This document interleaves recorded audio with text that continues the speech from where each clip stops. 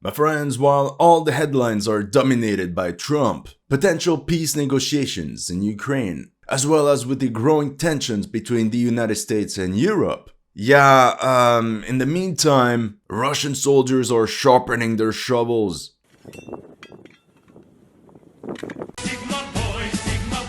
Today we'll take a look at military operations north of the city of Kupyansk, all the way up to the Russian border. Nobody's talking about it, certainly not the mainstream media, and that's what's concerning. I think this Russian offensive across the Oskol River could be the focal point of 2025. In the past weeks, Russian Sturm detachments have already consolidated numerous bridgeheads in this sector north of Kupyansk. A bit like the Ukrainian amphibious operation in Kharkiv, but without British officers planning the entire thing. Yeah, baby! The Russian army transported entire battalions using little boats and rafts, crossing the Oskol River in small groups. And that's how assault units consolidated one bridgehead after another. Something is brewing, something big is about to burst out. We can expect the Russian command to begin a months-long campaign to envelop Kupyansk. We can feel how the Russian command is trying to maintain the highest level of secrecy about their plans. Regarding this upcoming offensive into Kharkiv Oblast, Russian Telegram channels also openly admit it. It smells like a prelude to something much larger. The place for putting the Ukrainians on a new tripwire is very suitable. So while the mainstream media is obsessed with the Netflix-type drama surrounding Trump, the Russians are preparing a large offensive to break the status quo and take Kharkiv Oblast by storm. So in this video, we will do a step-by-step analysis on how the Russian army managed all these amphibious operations, and most importantly, what we can expect next. No spoilers, but I will also analyze some exclusive footage of a Russian assault squad clearing an entire trench.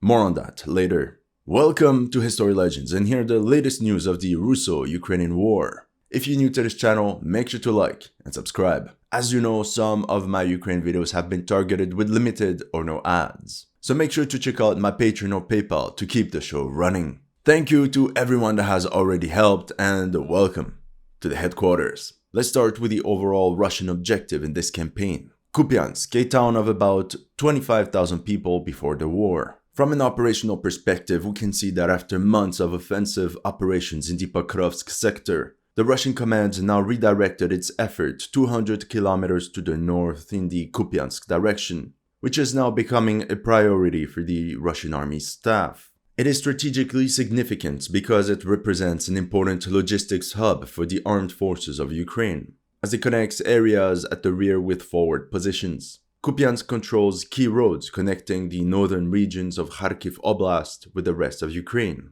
At last, its urban area can conceal and house a lot of troops and military equipment. If our beloved Ukrainskaya Armia was to lose Kupyansk, they would have to relocate their entire logistics towards Chuhuiv or Izium, the only large towns in a 50-kilometer radius. For an entire year, the Russian army tried to attack Kupyansk head-on.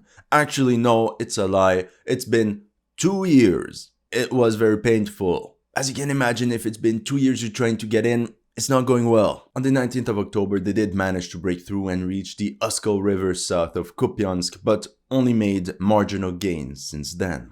This changed in late November, when Russian assault units were ordered to get their willies wet as they launched amphibious operations across the Oskol River. We can believe their mission was to flank Kupyansk from the north and bypass all their fortifications on the east bank of the river. That's how small teams of riflemen used rubber boats and rafts to make their way towards the opposite bank of the river. The Russian army had effectively achieved operational surprise, as Ukrainian analysts called this operation unexpected. Then we left off in early December, when the Ukrainians formed the Kampfgruppe that counterattacked and knocked out the Russians from most of their bridgeheads. In this footage, you can see Ukrainian tanks and assault detachments from the 108th Separate Mountain Assault Battalion and the 3rd Spartan Brigade clearing the remaining Russian pockets of resistance. Russian soldiers swam across the Oskol River with a bloody nose, and that could have been the end of it. But as you know by now, Russians and Ukrainians, well, they're very stubborn. The big advantage for the Russian army was geography. They benefited from this 15-kilometer long by 4 kilometers wide forested areas sitting right on the banks of the Oskol River. This meant that the Russian army staff could concentrate and conceal large quantities of troops and military equipment. However, this time around, before getting their willies wet once again, the Russians decided to give a good pounding to the Ukrainians. For days, Russian artillery shelled Ukrainian positions along the entire west bank of the river, like these two 82mm 2B14 mortars that were knocked out, and this T-64 tank taken out by grenades dropped by drones. The Russians had been knocked out from most of their positions west of the river, but they still managed to hold on to this one hilltop. As you can see on this 3D map, this ridgeline is really high and dominates the entire battlefield. So while the Russian soldiers of this garrison were edging on this ridgeline, what I think happened is that they received a lot of reinforcements, but in a very stealthy way over multiple days. There were so many troops on this ridgeline that eventually this battle group just released.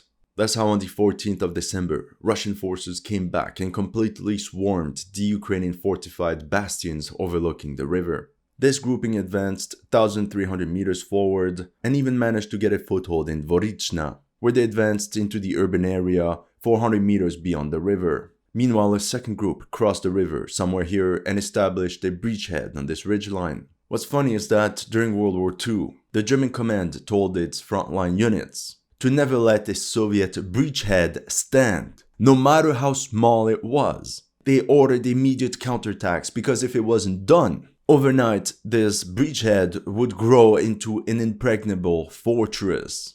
The Russian soldier could completely overcome any terrain obstacles in a very short time if he wanted to. Of the same nature was the Russians' constant effort to establish bridgeheads. They were most often carried out by means of infiltration. Postponing their elimination was a fatal mistake. Regardless of all countermeasures, the bridgehead continued to swell until it ran over. By the end of the day, the Russian army controlled a 5-kilometer long portion of the Oskol River. If we look at the 3D map, we can also see how they disembarked their troops in a very strategic location, as there are many forests and woods that can cover a large number of riflemen. And that's good to protect them from drones and enemy artillery. However, despite their quick victory, instead of pressing on, the Russian command ordered a Haltbefehl and all the troops just stopped. With their mighty shovels, they dug in and reinforced their current positions. That's only when the Ukrainian command realized the extent of the enemy offensive. In this Ukrainian drone footage, we see them target Russian boats going back and forth across the Oskol River, where they faced an endless stream of small teams of Russian riflemen moving up the front. January 2025. For 3 weeks, the Russian command stealthily reinforced its bridgeheads, without the Ukrainians being able to push them back. Once again, during this tactical pause, the Russians launched preparatory strikes. Various Ukrainian positions and vehicles were targeted all along the Oskol River, thus weakening their ability to reinforce frontline positions. Like this pickup, not pickup, but pickup. There was also footage of a Ukrainian BMP-1 that was destroyed. We can mention this Gvazdika self-propelled howitzer that was hit, an MRAP that was burned, and a supply van that was also targeted. We also have evidence of another 82mm mortar pit that was taken out by FPV drones. That's only a sample, there were a lot of videos, but you get the point of what type of targets the Russians struck. After days of foreplay involving artillery and drone strikes, on the 7th of January, the Ukrainians faced a painful double penetration. One Russian group pushed 1,000 meters and cleared this forested area, while the second one secured an additional 400 meters inside Dvorichna. Notice how most of the southern part of the settlement was now marked as being in the gray zone. Typically, this is a sign that the Ukrainians didn't have enough infantry units to properly defend the entire urban area. There are also reports that the AFU increased its usage of mines to stop the Russian advance. For example, in this video we see a Russian sapper clearing a path by detonating an M67 anti-personnel mine using some sort of hook. It's certainly not some high-tech gear, but look, it gets the job done. January 9th, another breakthrough. The Ukrainian front near Zapatne collapsed. The Russians achieved a 2-kilometer push where they cleared this entire forest. As you can see at the end of the tree line, the Russians even managed to capture this farm complex. It was an ideal position to hold as it laid on elevated terrain and thus prevented any serious Ukrainian counterattack. Additionally, from their newly captured positions, Russian forces had now effectively taken Zapadne into a pincer. Meanwhile, the storm detachments operating in Dvorichna secured this entire sector next to the bridge. Although, realistically, all the crossing points have already been destroyed for a long time. With that being said, they could also be rebuilt. And now you understand the strategic nature of the village of Dvorichna. The Russian army could very well turn this village as a stepping stone for further military operations.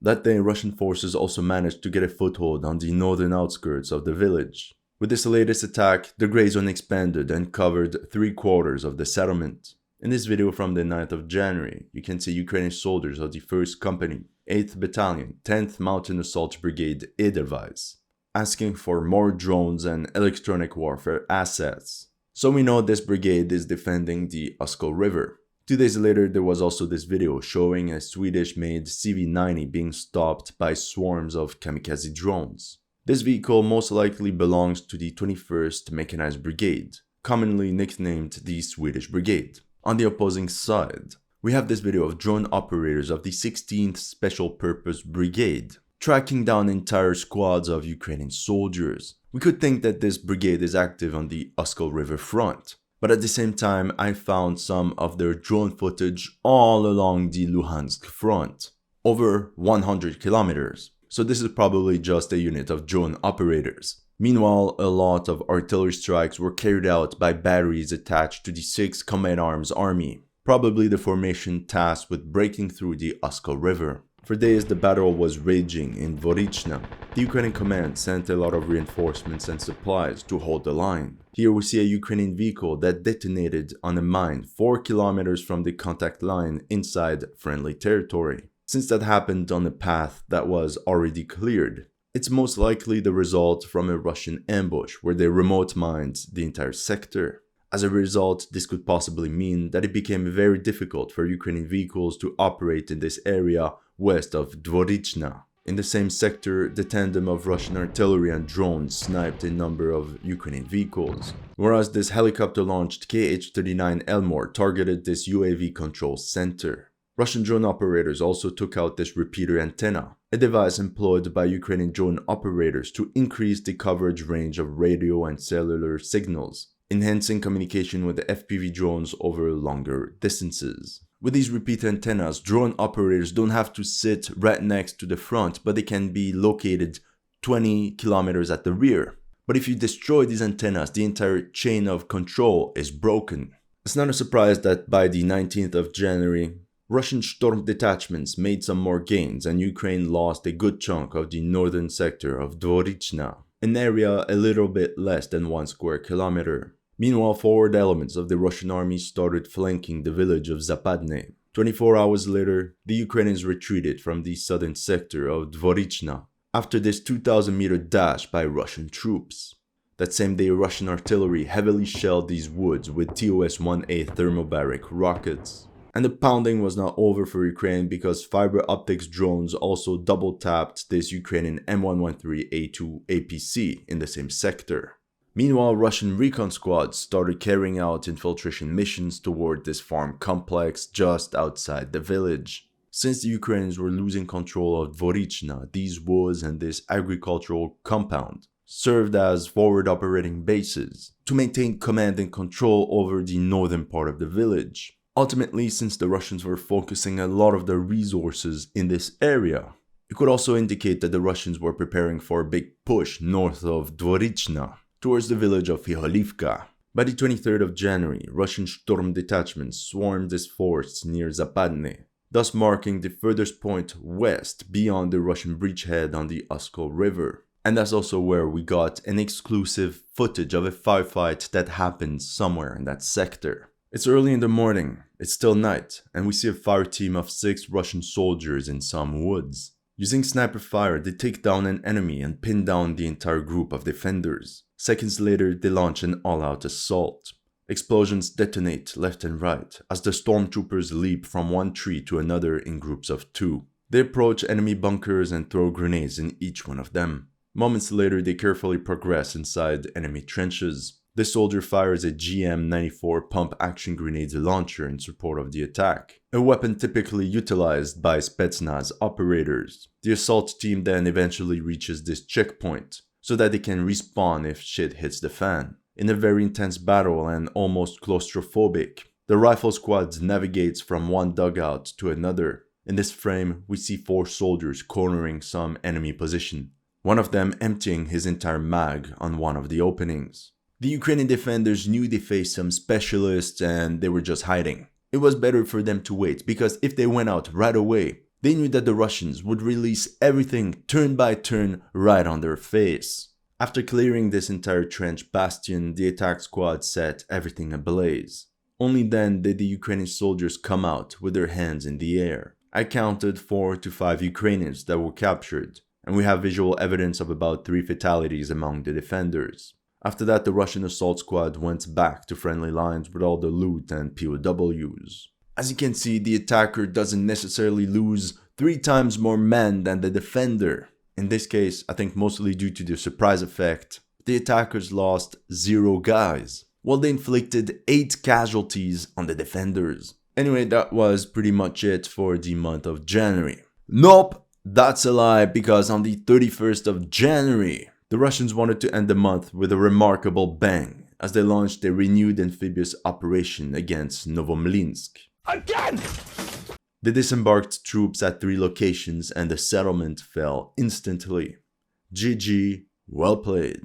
While Russian drones mopped up the remaining enemy strongholds north of the settlement. That day, this Russian drone spotted this 4-man team entering this pickup truck and followed it as it was driving away from Dvorichna, and all of a sudden the vehicle detonated, causing 1 fatality and 3 wounded. Once again, since they were kilometers inside friendly lines, this was probably caused by the Russians remote mining this entire sector. This also confirmed increased Russian drone activity north of Dvorichna.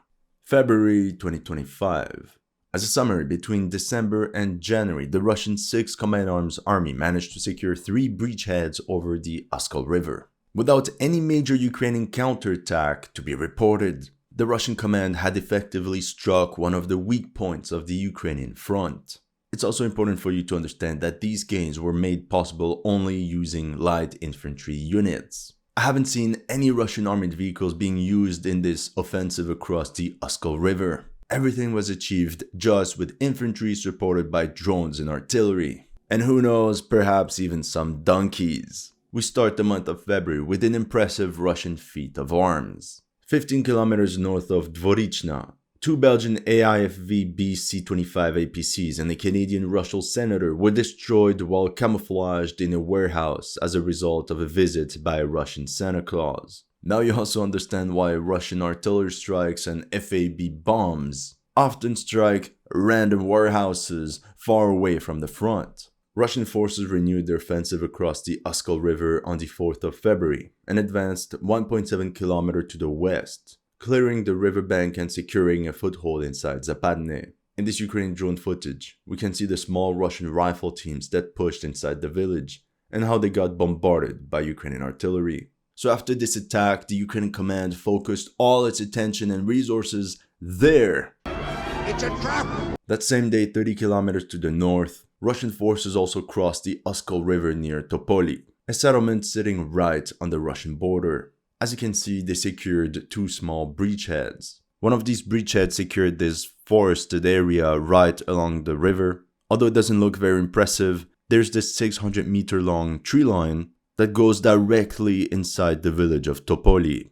Meanwhile, a second bridgehead was established across this swampy area in Oskol River all the way onto this ridgeline, which represents one of the highest points in the entire sector. With this 2-pronged attack, the Russians essentially isolated the village of Topoli. For Ukraine's general staff, this Russian offensive suddenly got much bigger, much girthier than expected, and they didn't know how to handle it. Ukrainian journalist Tsiaplenko wrote the following on Telegram. Since mid-January, the enemy has been trying to cross the water barrier in this area. The first attempt was stopped, but the occupiers made a second attempt in another place and took up positions on the chalk mountains south of the village of Topoli. And that's exactly what I showed you on the 3D map. Now from this ridgeline, Russian positions completely overlook the village. If the Ukrainians can't regain this hilltop ASAP, it's just a matter of time before Topoli falls. On the 6th of February, the 6th Army launched an offensive north of Dvorichna, as some of its forward elements advanced 2 kilometers and got a foothold inside the village of Iholivka. But as the Russian riflemen tried to occupy some buildings and consolidate their gains, they got immediately swarmed and pinned down by FPV drones. 2 days later, further south, an endless stream of Ukrainian drone strikes indicated how Russian riflemen were spotted across Zapadne, as well as inside this farm complex north of the settlement. That's how we learned that it was the Ukrainian 151st Mechanized Brigade that was holding this part of the front, alongside the 10th Mountain Brigade Edelweiss and the 21st Mechanized Brigade. Russian infantrymen were not the only ones getting seriously spanked by FPV drone strikes. Here's a 6-man fire team of Ukrainian soldiers standing next to an M113 APC that got ambushed by airdropped grenades somewhere around Dvorichna. Similar story for this entire squad of 11 Ukrainian soldiers. Unknown to them, there was a drone flying right above their heads, and they got targeted while going back and forth between their trenches and the pickup track. Because of this drone attack, this Ukrainian squad had to leave 2 of their buddies behind. Here's a direct quote from a soldier I know fighting in the AFU. Drones are super gay. On the 12th of February, Ukrainian forces withdrew from this cauldron next to the Oskol River between Dvorichna and Novomlinsk. This was a great success for the Russian 6th Army as they now had undisputed control over a 15-kilometer stretch of the river. Surprise, surprise, that was the exact length of this entire forested area next to the Oskol River. Now imagine the amount of reinforcements and supplies that the Russians will be able to bring from one bank to another. However, soon enough, this Ukrainian withdrawal turned into a rout as forward elements of the Russian army pushed 3 kilometers along this countryside back into Iholivka. A real blitz that captured half the settlement in one go. This attack would essentially prevent any Ukrainian counterattack directed towards Dvorichna. Talking about that same day, Russian rifle squads advanced 750 meters inside the center of the village, meaning almost the entire settlement was now under their control. The Ukrainians desperately tried to salvage the entire situation, but like you can see in this footage, a Ukrainian Humvee was ambushed by a fiber optics drone west of Zapadne. On the 14th of February, pro-Ukrainian Deep State UA reported the following on Telegram. Problems. The enemy continues to saturate the area with its infantry, but the assault is usually carried out by a group of several soldiers hiding in landings, houses, ruins, etc. There are not enough UAV crews to destroy them, but the enemy has significant advantage in FPV drones, which simply dismantles positions to zero, after which it is simply impossible to hold them. Unfortunately, the existing units of the territorial defense in this area have not coped with maintaining the defense. That's actually a big problem that I heard from people in the AFU. A lot of times, the Russians simply hammer fortified bastions until they're completely destroyed, bombarding it with FAB bombs, artillery strikes, drone strikes, until everything is destroyed and turned upside down. As a result, Ukrainian soldiers are forced to abandon their positions, and that's when the Russian infantry comes in. And the other thing that this post confirmed is that Russian assault units specifically target Ukrainian territorial defense units, which they know are typically weaker than other formations. And how do you get this information? By launching raids early in the morning and capturing POWs. On the 16th of February, the Russian 6th Combined Arms Army continued its offensive north of Dvorichna, as it stormed this 2-kilometer long tree line north of Novomlinsk, thus adding another stepping stone towards the full control of Iholivka. Further north near the Russian border, the situation got extremely critical for the AFU. Due to its remote location, Topoli became very hard to resupply. For example, around the 15th of February, a Ukrainian pickup truck coming back from a supply run got stopped by an airdropped grenade 3.5 kilometers away from Topoli. That same day, on the 16th of February, artillery batteries of the Ukrainian 3rd Tank Brigade heavily bombarded Russian trench lines sitting on this chalk mountain overlooking Topoli.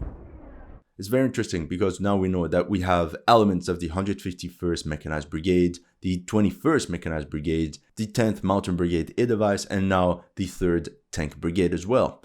All of this supported by numerous territorial defense battalions. 2 days later, on the 18th of February, Forbes released an interesting article. A Ukrainian night drone just blew up a North Korean wonder weapon howitzer supporting a Russian tank army. We don't know exactly where it happened as no geolocation was provided, but essentially we can confirm that a North Korean Koksan 170mm self-propelled howitzer was destroyed near Kupyansk. The article then states that it's supporting the 1st Guards Tank Army, which had been fighting to establish a bridgehead across the Oskol River. Nah. Like we've seen, it's the 6th Command Arms Army that was tasked with crossing over the Oskol River. Whereas, for a year and a half now, the 1st Tank Army was tasked with tightening the siege around Kupyansk. I mean, it's the most logical disposition of forces. You all prioritized open and flat terrain to deploy your armored columns, not sending them forward to ford rivers and swamps. It doesn't make any sense. All this to say that North Korean soldiers are not only utilized by the Russian command in Kursk, but they're now operating in Ukraine as well. By the way, I'm preparing an entire video on North Korean troops participating in the Ukraine war, so stay tuned. No territorial changes could be reported on the Oskol River front for about 10 days, when on the 25th of February, Russian forces stormed Topoli. Some sources claim that the settlement was captured through an amphibious operation. Others say that Russian troops crossed the border and attacked by land. I think it's none of these two options, as these Telegram channels clearly did not take a look at the map. If we analyze the territory that the Russians controlled, surprise surprise, they attacked along this tree line like I told you earlier, and that's from where they swarmed the entire village. At the end of the day, we know that Russian infantrymen were spotted right here inside the village, as Ukrainian drones tried to stem the enemy offensive. By the way, notice the low-tech strategy that the Russian soldiers used to stop drones from entering the building. And it worked. At this point, maybe riflemen should be equipped with nets that they can hang on doors and windows to secure their positions and prevent drones from entering. Overall, due to the remote location of the village of Topoli, the Ukrainian command only had very little forces deployed there. Now, that same day on the 25th of February, according to various reports, the Russians attacked towards Kupyansk from their bridgehead near Zapadne. Apparently, recon units and forward elements of the Russian army reached the village of Holubivka, located right on the outskirts of Kupyansk.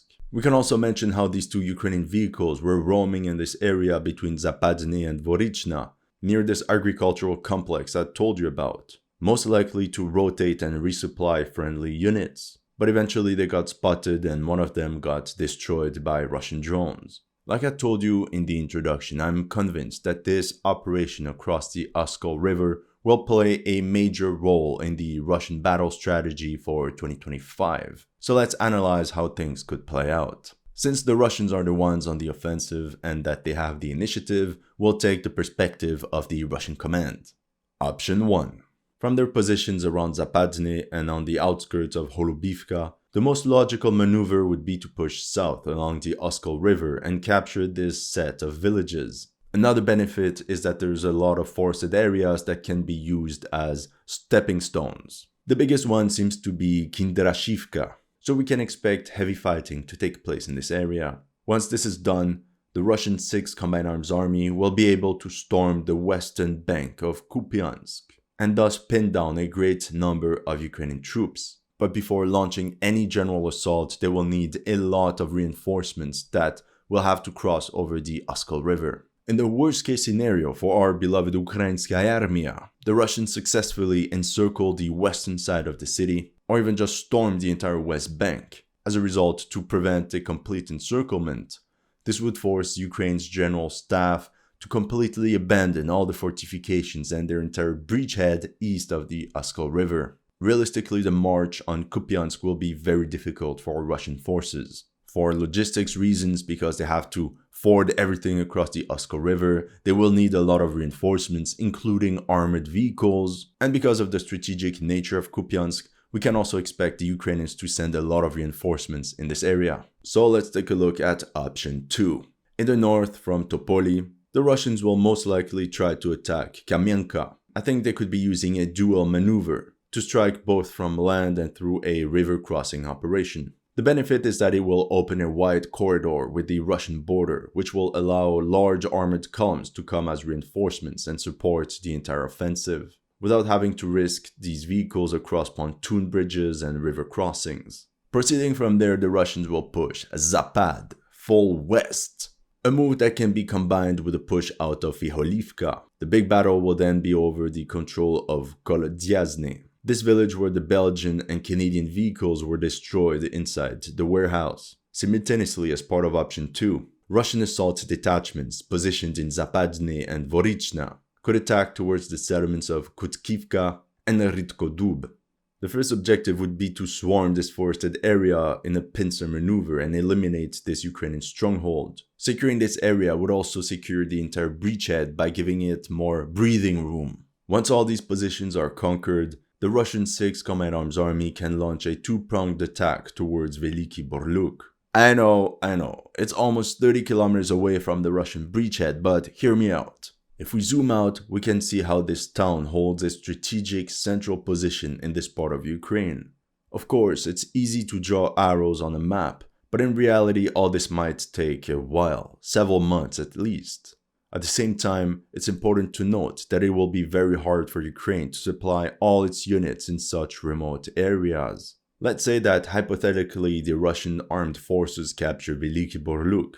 Well, from there they can head north towards Vovchansk and break the deadlock of this battle where Russian units have been bogged down since June 2024. Overall, in my opinion, the war objectives of this campaign will be Kupyansk, Veliki Borluk, and Vovchansk. And who knows, if this military campaign is successful, maybe Putin will decide to just annex Kharkiv Oblast. Once again, the big caveat of this conclusion is that we don't know if the Russians have enough forces available to even launch such a major operation. That's all I have for you today. Let me know in the comment section what you thought of my analysis. If you're new to this channel, make sure to like and subscribe. And if you want to support my work, make sure to check out my Patreon or PayPal. The links are in the description below.